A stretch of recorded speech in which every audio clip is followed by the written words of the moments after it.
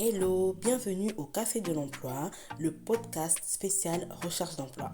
Je suis Lorinda, coach en insertion professionnelle. Je partage avec toi des astuces, des conseils, des techniques issues de mon expérience d'ancien recruteur afin de t'aider à trouver l'emploi qui te correspond le plus rapidement possible. Assis-toi confortablement, prends de quoi noter et c'est parti. Enfin, on arrive au 5e chapitre du challenge d'été, qui est aussi le dernier chapitre de ce challenge. On va conclure, car je suis sûre que tu as hyper bien travaillé les autres chapitres, et donc là, tu as une candidature en béton, tu as plusieurs appels qui ont été déclenchés, ton portable n'en peut plus, et du coup, tu te dis, mais Lorinda, comment je fais pour répondre à ces recruteurs? Voilà ce qu'on va voir aujourd'hui. Comment convaincre un recruteur en 5 étapes. Mais avant ça, si tu n'as pas fait le challenge, je t'invite à aller voir les différentes étapes. Donc ça a été 4 podcasts tout au long du mois d'août où on a appris à mettre en place une candidature pour sortir du lot. Donc on a parlé de stratégie de recherche d'emploi parce que oui, il ne faut pas commencer à chercher un emploi sans réfléchir vraiment à ce que veut le recruteur. Par la suite, on a appris à se vendre, donc à mettre en place des atouts qui vont correspondre à la volonté des recruteurs et du domaine dans lequel on postule. Après, on a fait un CV convaincant en montrant bien que nous, on n'est pas un candidat comme un autre. Et actuellement, on est en train de passer à la phase 5, tout simplement parce que dans la phase 4, on a appris à postuler autrement, à entrer dans le marché de l'emploi caché. Et donc, maintenant, on sait comment faire pour convaincre le recruteur. Donc, c'était les 4 étapes du challenge. J'espère que vous avez bien compris ce que vous avez fait. Si vous avez des questions, n'hésitez pas à me poser ces questions-là en commentaire. Donc, on va passer à cette 5e étape. Cette 5e étape, vous la craignez tous. C'est d'ailleurs pour ça que vous écoutez le podcast, n'est-ce pas? Vous souhaitez savoir comment faire pour convaincre un recruteur. Voici les 5 étapes que tu dois respecter pour pouvoir convaincre le recruteur. Qu'est-ce que c'est qu'un entretien?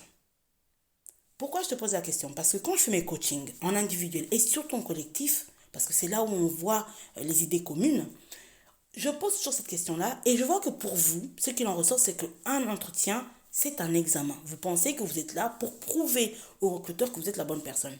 Oui, un peu, mais pas du tout. En fait, un entretien, c'est une discussion. Donc, c'est une discussion entre deux personnes ou plusieurs personnes si vous êtes plusieurs. Et le but, c'est que le recruteur a un besoin, donc un besoin de compétences. Toi, tu as ces compétences-là, donc tu vas lui montrer que oui, tu es la bonne personne. Mais de ton côté aussi, tu es en recherche d'emploi et donc tu veux essayer de savoir si cette entreprise, cette offre-là te correspond. Donc, il s'agit de savoir si vous vous accordez. Pourquoi je dis ça? Parce que souvent, quand vous me parlez, je comprends que ce qui vous bloque le plus en entretien, c'est que vous êtes stressé. Et si tu comprends, le stress, c'est une peur, c'est quelque chose qui te bloque.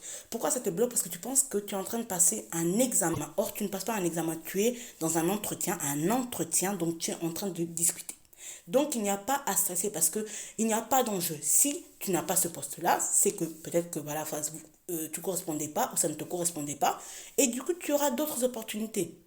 C'est la première chose à faire, comprendre ce qui te fait peur pour ne pas arriver à l'entretien avec un blocage. Une manière de gérer ce stress-là, c'est aussi de savoir ce qui t'attend.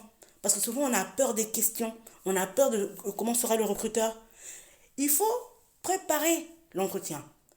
Si tu as fait les différentes étapes, tu l'as préparé. Tu sais quelle est l'entreprise. Tu connais le recruteur. Tu sais à peu près comment te vendre. Donc, tu n'as plus de peur à avoir.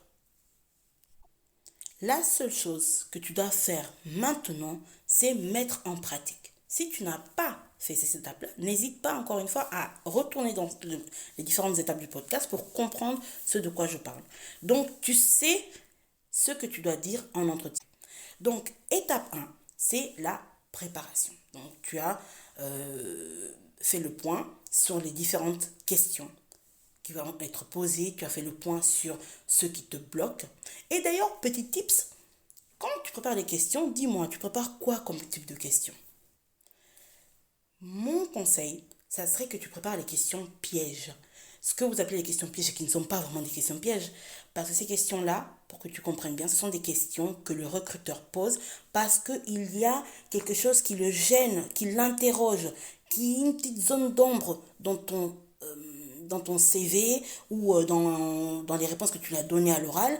Et du coup, il essaye de comprendre qu'est-ce qui se cache derrière, qu'est-ce qui manque, pourquoi il y a un trou dans ton CV. Donc, c'est ces questions-là que tu dois préparer au préalable. Ça veut dire que tu te poses la question avant même que le recruteur se pose la question lui-même. D'accord? Donc, il suffit de regarder ton CV, de regarder ta posture et de voir quelles sont les questions qu'il pourrait poser. Qu'est-ce qui, selon toi, n'est pas en accord avec ce qui est demandé dans l'offre. On l'avait vu dans l'étape 2 où tu faisais ton bilan. Donc, c'est la partie inconvénient.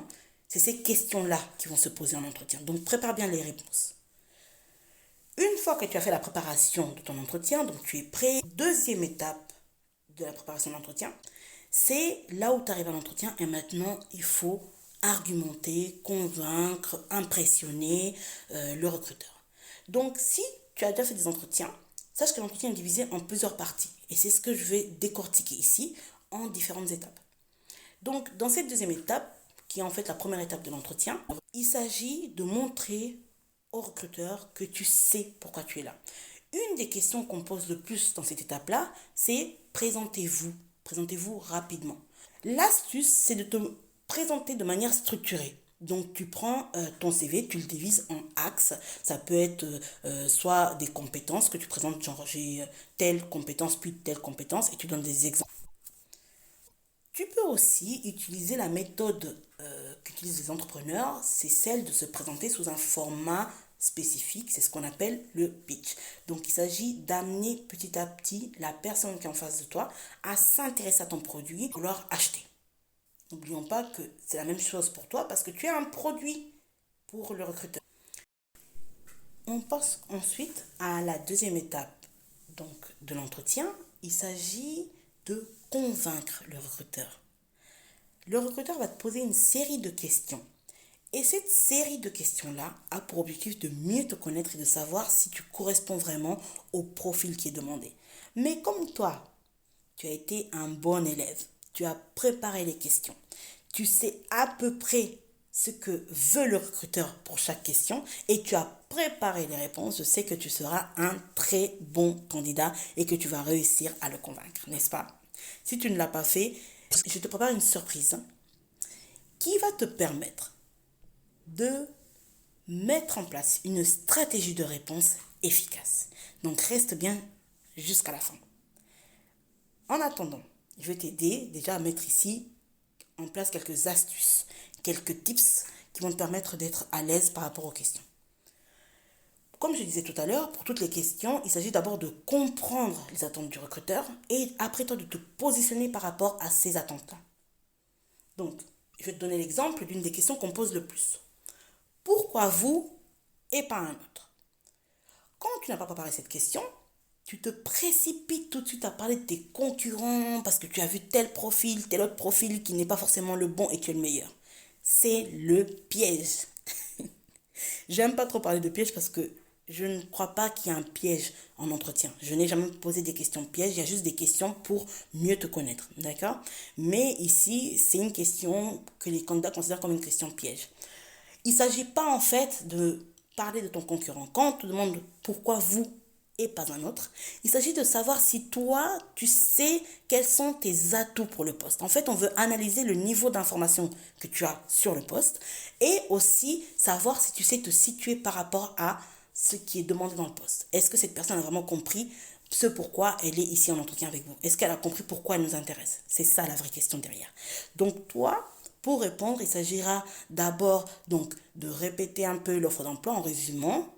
Donc tu vas dire, voilà, je sais que vous recherchez tel et tel profil et tu vas donner les atouts que tu as pour le poste. Bien sûr, ces atouts, si tu as suivi le podcast, tu les as déjà listés, n'est-ce pas, ces atouts-là, dans la partie 2 du podcast. Donc, là, tu dois réussir l'exercice avec brio, n'est-ce pas? Je suis sûre que oui. Donc, si tu réponds comme ça à cette question-là, tu verras que le recruteur va être beaucoup plus impressionné parce qu'il va se dire, waouh, il sait vraiment ce qu'il veut et surtout, il est convaincu qu'il est la bonne personne et ça permet à ce que lui-même, il ait confiance en toi. Il y a beaucoup d'autres questions qui sont posées, mais la stratégie est toujours la même. Comprendre ce qu'on attend de toi et répondre en conséquence. Je sais qu'il y a des questions telles que comment est-ce que vous gérez les conflits. Il y a des questions sur comment dire non. Est-ce que vous savez dire non? Et ces questions-là peuvent parfois être gênantes, mais si tu sais quoi répondre, si tu as compris la stratégie, je suis sûre que tu vas t'en sortir. Ensuite, le recruteur passe à une phase que j'appelle une phase pratique. C'est en fait la fin de l'entretien et là, il veut parler de choses plus pratico-pratiques, telles que le temps de trajet. Concernant cette partie-là, il y a une question qui vous taraude beaucoup. C'est la question du salaire. Quel salaire ciblez-vous? Et là, vous bloquez parce que soit vous n'avez pas préparé la question, soit vous n'osez pas parler de salaire. Pour répondre à cette question, je te conseillerais de donner une fourchette et non pas un chiffre clé. Il ne s'agit pas de dire je veux gagner 3 000 euros. Il s'agirait plutôt de dire au vu de ce qui est proposé dans le marché, je me situe sur une fourchette de 2 000 à 3 000 euros. D'accord. D'ailleurs, si tu es en France, on parle plutôt de KE, donc de salaire à l'année. Donc, du coup, donner un salaire à l'année sur une fourchette et non pas sur un salaire, un chiffre clé plutôt. Donc, ça te permet, toi, de te situer et de permettre à la personne qui est en face de toi d'argumenter. D'accord. Donc, ça, c'est pour la question relative au salaire. Et tu as d'autres questions qui se posent très souvent et qui te posent parfois problème, par exemple, la disponibilité. Pour ces questions-là, hein, comme on est dans la partie pratique, ici il s'agit d'être sincère par rapport à ce que tu peux proposer au recruteur et ne pas être brut dans ses réponses, mais argumenter. Enfin, on arrive à ce que j'appelle la conclusion de l'entretien. Donc, c'est la première partie de la conclusion. Et là, on va te demander une question que je veux que tu notes. Avez-vous des questions? Et la grosse erreur que la plupart des candidats font, c'est de dire non, je n'ai pas de questions. Ne réponds jamais non, parce que ça montre un manque d'intérêt. Donc, quand le recruteur te demande avez-vous des questions, la stratégie, c'est de l'amener à te poser une question qui va te permettre de parler de cet élément en plus. Imagine-toi que tu postules à un poste aux États-Unis, que toi tu es français, et on recherche une personne qui parle anglais. Et toi, tu sais que aux États-Unis, on a aussi besoin de l'espagnol. Et tu parles espagnol, c'est ton plus. Mais tu n'en as pas parlé pendant l'entretien, parce que tu as été stratégique et que tu as gardé ça pour la fin. On est d'accord? Donc, quand il te dit avez-vous des questions, tu as parlé de l'entreprise, donc tu as posé des questions sur le management de l'entreprise, tu as posé des questions sur la situation géographique, etc. Et donc, là, tu vas poser une question en disant oui, j'ai vu que le poste était aux États-Unis et donc vous demandiez à ce que les personnes soient bilingues en anglais. Est-ce que par hasard vous travaillez que en anglais? Le recruteur va te dire oui ou non. Souvent, il va te dire non, voilà, et il va te dire pourquoi cette question, et tu vas dire oui, parce que je parle également l'espagnol. En effet, j'ai fait un master en Espagne, j'ai fait un master, je ne sais pas, dans un pays d'Amérique latine, et par conséquent, je suis totalement bilingue en espagnol. Tac, le plus a été placé, discrètement, mais c'est fait. Il y a une autre manière de faire cet exercice-là, c'est de directement poser la question en plaçant cet élément positif dans la question. Est-ce que par hasard, dans votre entreprise, vous avez des clients hispanophones? Il va te dire oui ou non. S'il te dit non, tu vas dire ah, c'est dommage parce que étant donné que je parle espagnol, j'avais cru que ça serait quelque chose qui vous intéresserait. S'il te dit oui, tu dis ah ben ça tombe bien parce que je parle espagnol, donc je pense que je pourrais discuter, argumenter, travailler avec vos clients hispanophones. Et voilà, les choses sont placées. Une fois que tu as répondu à cette question-là, il s'agit maintenant de conclure l'entretien en impressionnant le recruteur. Donc tu vas attendre peut-être 24 heures et tu vas envoyer un mail de remerciement où tu vas remercier le recruteur, bien sûr, et donner certains éléments clés sur lesquels vous avez discuté durant l'entretien. Donc, tu vas donner un mail de remerciement. Et dans ce mail de remerciement, tu vas montrer au recruteur que tu as compris ses attentes. Donc, tu vas commencer par remercier. Ensuite, tu vas donner 3 éléments clés sur lesquels vous avez discuté durant l'entretien. Et enfin, tu vas ouvrir la discussion en disant que tu es disponible pour pouvoir en parler quand il sera, lui, ouvert à la discussion. Voilà. Si tu n'as pas pu poser ton plus, dans ce mail de remerciement, tu glisses une petite pièce jointe avec peut-être un rapport, un travail que tu as fait, etc. etc. Et bien sûr, tu en parles dans le mail de remerciement, en expliquant bien qu'il y a une pièce jointe qui va permettre d'élargir la discussion dans un futur entretien. Oui, je sais, là tu te dis, mais est-ce que je vais oser faire ça? Ne te pose pas la question, je te dirais fais-le et tu vois bien les conséquences. Parce que on a bien compris que l'entretien, ce n'est pas un examen et le but, c'est vraiment de montrer que tu es le bon candidat et surtout que toi aussi tu vois si le poste t'intéresse, n'est-ce pas? Parfois, ce n'est pas toi qui prends l'initiative d'envoyer ce mail-là. Le recruteur lui-même te demande d'envoyer un mail de synthèse. Et là, tu te dis, mais comment je vais faire? Eh bien, tu fais le même procédé. Tu envoies un mail de synthèse de l'entretien avec les éléments clés. Tu n'envoies pas 10 pages sur l'entretien. Non, le but, c'est vraiment de voir si tu as bien compris l'entretien et surtout si tu as compris ce que eux ils veulent et si tu as compris pourquoi on te recrute toi. D'accord? Donc, c'est vraiment une synthèse que tu envoies. Si tu mets en place cette dernière étape, je te félicite parce que tu fais partie des candidats qui vont marquer l'esprit du recruteur. Et sûrement de ceux qui vont être convoqués pour un deuxième entretien ou qui vont recevoir cet appel qu'on attend tous où on te dit que tu as eu le poste. Donc, bravo pour ta préparation et bravo pour avoir mis en place cette clé que très peu de candidats respectent. Tu l'auras compris, durant ce mois où on a fait un challenge, mon but c'était vraiment de te montrer comment faire pour sortir du lot. Et pour cela, on a commencé par mettre en place une stratégie de recherche d'emploi efficace. Ensuite, on a vu comment faire pour valoriser tes atouts, voire même montrer des atouts qui ne sont même pas cités dans la fiche de poste. Ensuite, je t'ai montré comment faire pour valoriser ces atouts-là dans le CV afin de convaincre le recruteur de te contacter pour un entretien. Enfin, le CV ne se suffisant pas à lui-même, je t'ai montré comment postuler efficacement en intégrant le marché caché de l'emploi grâce à certaines techniques. Dans cette dernière étape du challenge, ce dernier podcast, on a vu comment convaincre en entretien. Et si tu as bien suivi jusqu'ici, tu sais que pour convaincre, il faut bien se préparer. Pourquoi bien se préparer? Parce que souvent, on est face à l'inconnu quand on est en entretien, surtout si c'est notre premier entretien. Et donc, on est stressé. On ne sait pas ce que le recruteur attend de nous. On ne sait pas trop comment répondre. Et surtout, même si je vous l'ai dit au début, je sais que vous sentez encore que c'est un examen. Vous sentez que voilà, il y a des bonnes et des mauvaises réponses et qu'il ne faut pas dire telle et telle chose. J'ai été à votre place, donc je vous comprends. J'ai passé beaucoup d'entretiens et dans chaque entretien, je me posais la question de comment faire, qu'est-ce que je devais dire et pas dire, qu'est-ce qu'il attendait de moi, pourquoi il allait me poser telle question et telle autre question. J'ai été de celles qui allaient de site en site, de formation en formation, pour faire une liste de questions et des réponses clés.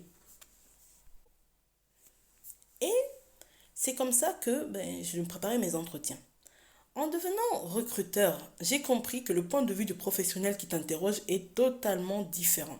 Le recruteur ne cherche pas à te piéger. En fait, il n'attend même pas de réponse clé. Il attend juste de savoir si tu es le bon candidat.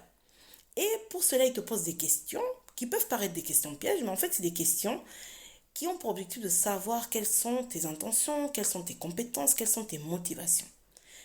Mais toi qui es candidat, tu ne sais pas forcément détecter ses attentes. Et c'est pour ça que dans le cadre de mes coachings, j'apprends aux candidats à toujours commencer par comprendre la question, quitte à demander à ce qu'on la repose.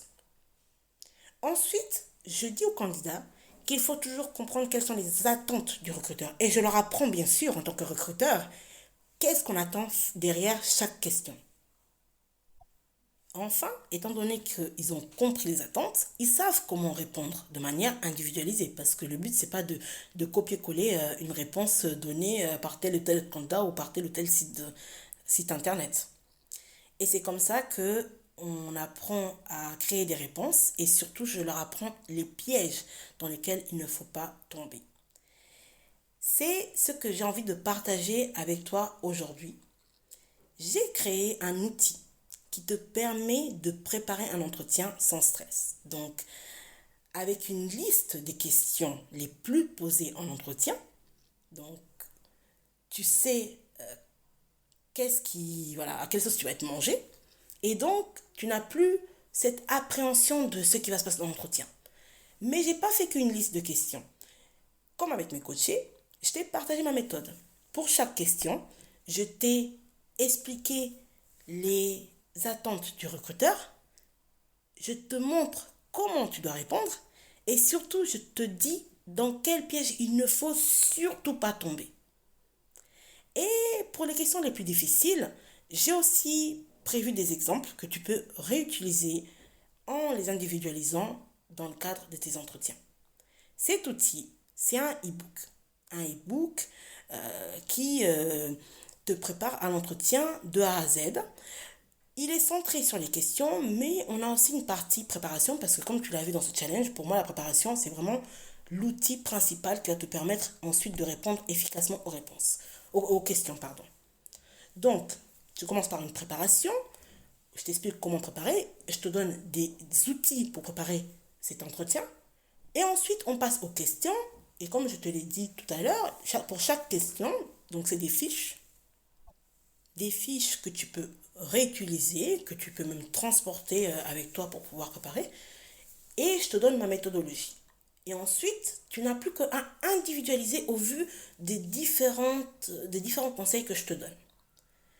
Donc, c'est un peu le cadeau de l'été. C'est ce que je te montrais dans le design, dans la petite photo que je te mets dans ce podcast.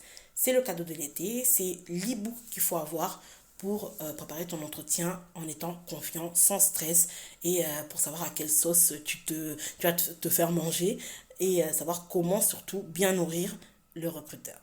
Si tu es intéressé par cet e-book, sache que j'ai pensé à toi qui as préparé le challenge et pour te remercier d'avoir respecté toutes les clés et surtout d'être arrivé jusqu'ici, je te fais un code promotionnel qui te permet d'avoir l'e-book à un prix accessible. Pour te dire que ce sera à un prix qui est même pas le prix d'un menu McDo si tu es en France, d'un menu à checker si tu es au pays. Voilà, donc tu sauras que grâce à ces outils-là que je te donne dans l'e-book, tu vas gagner du temps surtout et gagner en confiance. Donc, si tu veux ce e-book, il suffit de cliquer sur le lien qui est en descriptif de ce podcast. Et si tu ne le trouves pas, n'hésite pas à me le demander en commentaire. Le code promotionnel sera aussi en descriptif. En attendant, j'espère que ce challenge t'a aidé, que tu as pu mettre en place les différentes étapes. N'hésite pas à me dire en commentaire ce que tu as trouvé facile, ce que tu as trouvé difficile et qu'est-ce que tu n'as pas mis en place. Et surtout, dis-moi si tu as trouvé un post grâce à ce challenge. Et si tu as été plus actif, je t'attends en commentaire. En attendant, je te dis à la semaine prochaine pour une nouvelle série de podcasts centrée sur... Je ne vais pas te dire centré sur quoi, sinon tu ne seras pas là. Donc rendez-vous la semaine prochaine. À bientôt.